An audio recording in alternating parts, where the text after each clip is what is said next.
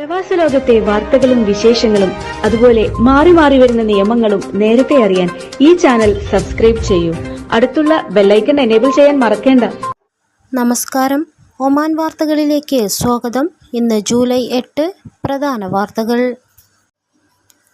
ജനീവയിൽ നടന്ന മനുഷ്യാവകാശ കൗൺസിലിന്റെ 56ാമത് സെഷന്റെ യോഗങ്ങളിൽ UAE പങ്കെടുക്കുന്നു.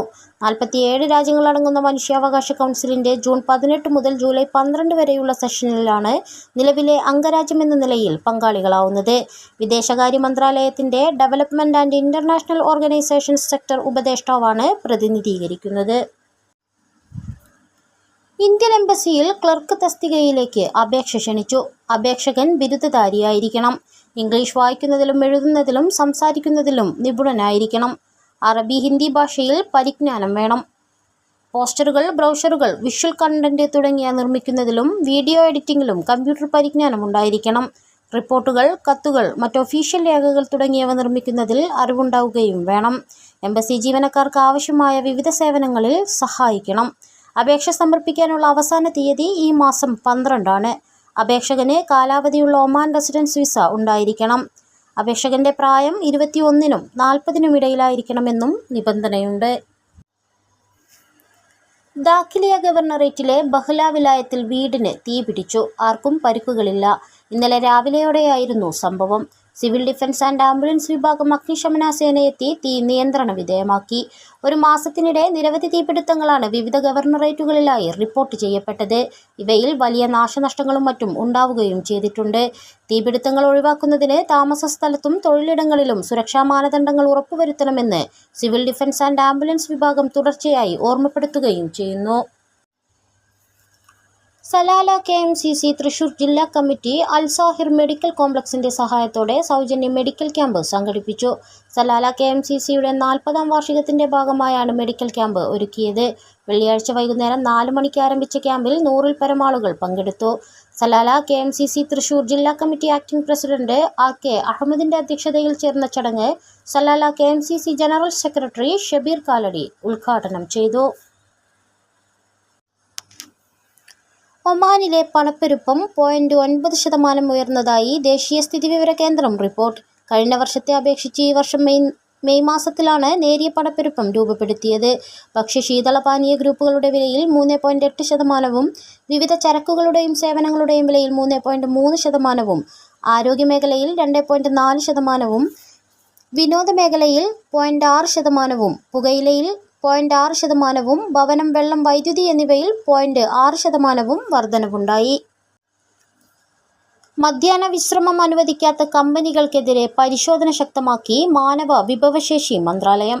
ഇതിനോടകം നിയമം ലംഘിച്ച 49 കമ്പനികൾക്കെതിരെ മന്ത്രാലയം നടപടി സ്വീകരിച്ചു. ജൂൺ 1 മുതൽ ഇതിനോടകം 143 ഫീൽഡ് വിസിറ്റും 72 ബോധവൽക്കരണം നടത്തുകയും ചെയ്തു. കഴിഞ്ഞ ദിവസങ്ങളിൽ കൂടുതൽ മേഖലകളിലേക്ക് പരിശോധന വ്യാപിപ്പിച്ചിരിക്കുകയാണ് മന്ത്രാലയം. പുറം തൊഴിലാളികൾക്ക് വിശ്രമം അനുവദിക്കാത്ത കമ്പനികൾക്കെതിരെയും വിശ്രമത്തിന് സൗകര്യമൊരുക്കാത്ത സ്ഥാപനങ്ങൾക്കെതിരെയുമാണ് നടപടി സ്വീകരിച്ചതെന്നും മന്ത്രാലയം വ്യക്തമാക്കി. 1000 റിയാൽ വരെ പിഴയും 1 വർഷത്തിൽ കൂടുതൽ തടവുമാണ് നിയമലംഘനത്തിനുള്ള ശിക്ഷ. ഉയർന്ന താപനില രേഖപ്പെടുത്താറുള്ള 3 മാസങ്ങളിൽ എല്ലാ വർഷവും പുറം തൊഴിലെടുക്കുന്നവർക്ക് മന്ത്രാലയം മധ്യാഹ്ന വിശ്രമം അനുവദിക്കാറുണ്ട്. ഉച്ചയ്ക്ക് 12:30 മുതൽ 3:30 വരെയാണ് വിശ്രമ സമയം. ഈ സമയത്ത് തൊഴിലാളികളെ ജോലിയെടുപ്പിക്കുന്നത് തൊഴിലാളികളോടുള്ള അവകാശ ലംഘനമാണ്. കഠിന ചൂടോ കൊടും തണുപ്പോ കനത്ത മഴയോ ആകട്ടെ, ജീവിക്കാനുള്ള പോരാട്ടത്തിൽ മാറി മാറി വരുന്ന കാലാവസ്ഥകളോട് പൊരുതി നിൽക്കുകയാണ് ഡെലിവറി ജീവനക്കാർ. രാജ്യം കത്തുന്ന ചൂടിൽ ഉഷ്ണതരംഗത്തെ അതിജീവിക്കാൻ ശ്രമിക്കുമ്പോഴും ഭക്ഷണവും മറ്റ് അവശ്യ വസ്തുക്കളും ഡെലിവറി ചെയ്യുന്നവർക്ക് പക്ഷേ ജീവിതം ദുരിതപൂർണമാവുകയാണ്. കടുത്ത ഉഷ്ണം അനുഭവപ്പെടുന്ന ഉച്ചസമയത്ത് തന്നെയാണ് ഫുഡ് ഡെലിവറി ജീവനക്കാർക്ക് കാര്യമായ പണി കിട്ടുന്നത്. വെയിലത്തെ ജീവിതം ദുരിതം നിറഞ്ഞതാണെങ്കിലും ജോലിയായിപ്പോയില്ലേ എന്നാണ് പലരുടെയും ചോദ്യം. ബൈക്കിൽ ചീറിപ്പായുമ്പോൾ വല്ലാതെ തളർച്ച അനുഭവപ്പെടാറുണ്ടെങ്കിലും വെള്ളം കുടിച്ചും പറ്റാവുന്നിടങ്ങളിൽ വിശ്രമിച്ചും ശരീരത്തിന് കഴിയാവുന്ന നിലയിൽ പിന്തുണ നൽകും. കൃത്യസമയത്ത് ഭക്ഷണ സാധനങ്ങളും മറ്റും ഡെലിവറി ചെയ്യേണ്ടതിനാൽ മടക്കയാത്രയിൽ മാത്രമാകും തണലുകളിൽ അല്പം വിശ്രമം സാധ്യമാകുക. മുൻകാലങ്ങളെ അപേക്ഷിച്ച് ഡെലിവറി മേഖലയിൽ ജോലി കൂടുതലാണിപ്പോൾ. ഓൺലൈൻ ആപ്പുകളും വഴിയും മറ്റും വലിയ തോതിൽ ആളുകൾ ഭക്ഷ്യവസ്തുക്കൾ ഓർഡർ ചെയ്യുന്നു. ചില കടകളിൽ സ്വന്തമായി ഒന്നോ അതിലധികമോ ഡെലിവറി ബോയ്സും ജോലിക്കാരും ഉണ്ടാകും. ചൂട് കൂടിയതോടെ അടുക്കളയിൽ കയറാൻ മടിക്കുന്ന പലരും റെസ്റ്റോറൻറ്റുകളിൽ നിന്നും സാധനങ്ങൾ ഓർഡർ ചെയ്യുന്നു. നേരിട്ട് ഭക്ഷണം കഴിക്കാനെത്തുന്നവരും ഭക്ഷണം ഓർഡർ ചെയ്യുന്നവരും വർദ്ധിച്ചതായി റെസ്റ്റോറൻറ്റ് ഉടമകളും പറയുന്നു. ഇരുചക്ര വാഹനങ്ങളിൽ യാത്ര ചെയ്യുമ്പോൾ ഹെൽമറ്റ് നിർബന്ധമാണ്. കനത്ത വെയിൽ ഏൽക്കാതിരിക്കാൻ ഫുൾ സ്ലീവ് ടീഷർട്ടും ഗ്ലൗവും ഇതിനു പുറമെ കമ്പനിയുടെ യൂണിഫോം വസ്ത്രങ്ങളും ധരിക്കേണ്ടി വരുന്നു. ഇതെല്ലാം ശരീരത്തിലുണ്ടാക്കുന്ന വലിയ ബുദ്ധിമുട്ടുകളാണ്. ഉച്ചസമയത്തെ 1 or 2 ഡെലിവറി കഴിയുമ്പോൾ തന്നെ ക്ഷീണിച്ച് അവശരാവുകയാണ് ഡെലിവറി തൊഴിലാളികൾ. മിഡിൽ ഈസ്റ്റ് മേഖലയിലെ തന്നെ ഏറ്റവും വലിയ ഭക്ഷ്യകലവറയാകാൻ ഖസായിനിൽ ഫുഡ് സിറ്റി വരുന്നു. ഖസായിൻ ഇക്കണോമിക് സിറ്റിയോട് ചേർന്ന് 10 ലക്ഷം ചതുരശ്ര മീറ്റർ സ്ഥലത്താണ് വമ്പൻ ഫുഡ് സിറ്റി നിർമ്മിക്കുന്നത്. സ്വകാര്യ മേഖലയിൽ നിന്നുൾപ്പെടെ 50 ദശലക്ഷം റിയാൽ ചെലവിലാണ് ഖസായിൻ സിറ്റി. ഇതിലെ പ്രധാന ഭാഗമായാണ് ഭക്ഷ്യനഗരം രൂപകൽപ്പന ചെയ്തിരിക്കുന്നത്.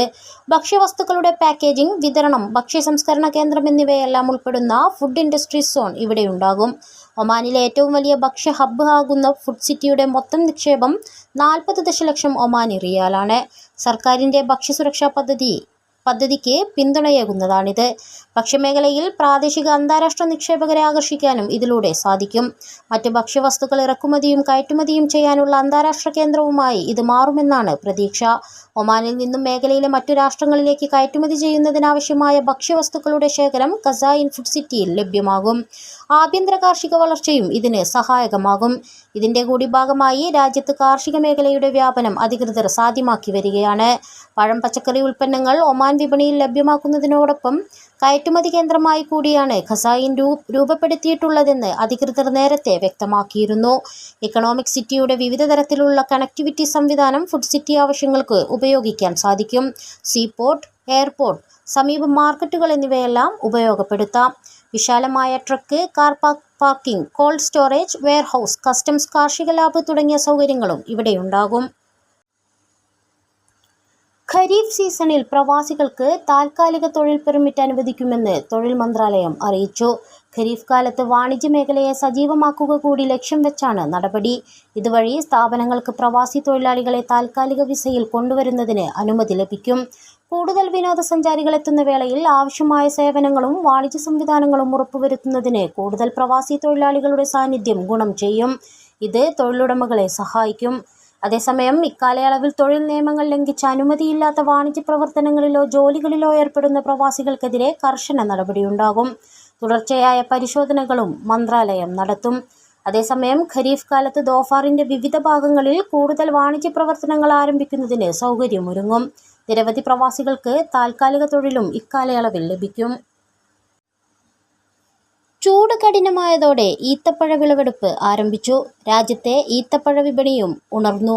പഴുത്തു തുടങ്ങിയ ഈത്തപ്പഴം അടുത്ത നാളുകളിൽ പൂർണ്ണ വിളവെടുപ്പിലേക്ക് നീങ്ങും. പാതി പഴുത്ത ഈത്തപ്പഴങ്ങളുടെ വിളവെടുപ്പ് ഇതിനകം ആരംഭിച്ചു. ഒമാനിൽ നിന്നും റുത്തബ് എന്ന് വിളിക്കുന്ന ഈത്തപ്പഴം UAE-യിലേക്കുൾപ്പെടെ കയറ്റുമതി ചെയ്യുന്നുണ്ട്. ഈത്തപ്പഴ വിപണിയിൽ പുതിയ സീസൺ വരവേൽക്കാൻ വിപുലമായി ഒരുങ്ങിയിട്ടുണ്ട്. അടുത്ത സെപ്റ്റംബർ അവസാനം വരെ ഈത്തപ്പഴ കച്ചവടം സജീവമാകും. ഈത്തപ്പഴ ഉത്സവം എന്ന പേരിലും വിവിധ ഭാഗങ്ങളിൽ വിപുലമായ പ്രവർത്തനങ്ങൾ നടക്കും. പൗരന്മാരും താമസക്കാരും സന്ദർശകരും ഒരുപോലെ ധാരാളമായി ഈത്തപ്പഴ വിപണിയിലെത്തുന്ന വേളയാണിത്. ഈത്തപ്പഴം ഉൾപ്പെടെയുള്ള ദേശീയ ഉൽപ്പന്നങ്ങളെ പിന്തുണയ്ക്കുന്നതിനും പ്രോത്സാഹിപ്പിക്കുന്നതിനുമുള്ള താൽപ്പര്യത്തിൻ്റെ ചട്ടക്കൂടിലാണ് വിപണിയിൽ കൂടുതൽ ഒമാനി ഉൽപ്പന്നങ്ങൾ ലഭ്യമാക്കുന്നത്. സന്ദർശകരുടെ വൈവിധ്യമാർന്ന അഭിരുചികൾ നിറവേറ്റുന്നതിനായി വിവിധ തരം ഈത്തപ്പഴങ്ങൾ വിപണിയിൽ ലഭിക്കും. തബ്സീൽ എന്ന പേരിലാണ് സുൽത്താനേറ്റിലെ ജനപ്രിയ പരമ്പരാഗത കൃഷിയായ ഈത്തപ്പഴത്തിൻ്റെ വിളവെടുപ്പ് കാലത്തെ അറിയപ്പെടുന്നത്. പ്രാദേശികമായി ജിദബ്, അൽ തബ്സീൽ തുടങ്ങിയ പേരുകളിൽ അറിയപ്പെടുന്ന പരമ്പരാഗത വിളവെടുപ്പ് തനത് രീതിയിൽ തന്നെ രാജ്യത്തിൻ്റെ പല ഭാഗങ്ങളിലും നടത്തുന്നുണ്ട്. സെപ്റ്റംബർ വരെയാണ് ഈത്തപ്പഴ വിളവെടുപ്പ് കാലം. ഈത്തപ്പന ഇനം, വിളവെടുപ്പ് രീതി എന്നിവയെ അടിസ്ഥാനമാക്കി കാലയളവിൽ മാറ്റം വന്നേക്കാം. സുഹാർ ബദർ അൽ സമ hospital general and laparoscopic surgery വിഭാഗത്തിൽ തുടർ മെഡിക്കൽ വിദ്യാഭ്യാസ പരിപാടി സംഘടിപ്പിച്ചു. രോഗികളുടെ പ്രയോജനം ലക്ഷ്യമിട്ട് മേഖലയിലെ ആരോഗ്യ പരിപാലന വിദഗ്ധരുടെ വൈദഗ്ധ്യവും അറിവും വർദ്ധിപ്പിക്കുന്നതിന് മെഡിക്കൽ വൈദഗ്ധ്യം പങ്കുവെക്കുന്നതിനും പ്രോത്സാഹിപ്പിക്കുന്നതിനുമുള്ള പ്രതിബദ്ധതയുടെ ഭാഗമാണ് ഈ പരിപാടി സംഘടിപ്പിച്ചത്. ഹെമറോയിഡ് ചികിത്സയിലെ വികസിച്ചുകൊണ്ടിരിക്കുന്ന പ്രവണതകളെക്കുറിച്ച് laparoscopic and general surgery and proctology കൺസൾട്ടന്റായ ഡോക്ടർ സുകുമാരൻ വെങ്ങയിൽ സംസാരിച്ചു. ഈ മേഖലയിലെ ഏറ്റവും പുതിയ സാങ്കേതിക വിദ്യകളും പുരോഗതികളും എടുത്തു കാണിക്കുകയും ചെയ്തു. ഇതോടുകൂടി ഇന്നത്തെ വാർത്തകൾ ഇവിടെ പൂർണ്ണമാവുന്നു. കൂടുതൽ ഒമാൻ വാർത്തകളും വിശേഷങ്ങളുമായി നാളെ വീണ്ടും കാണാം. നമസ്കാരം.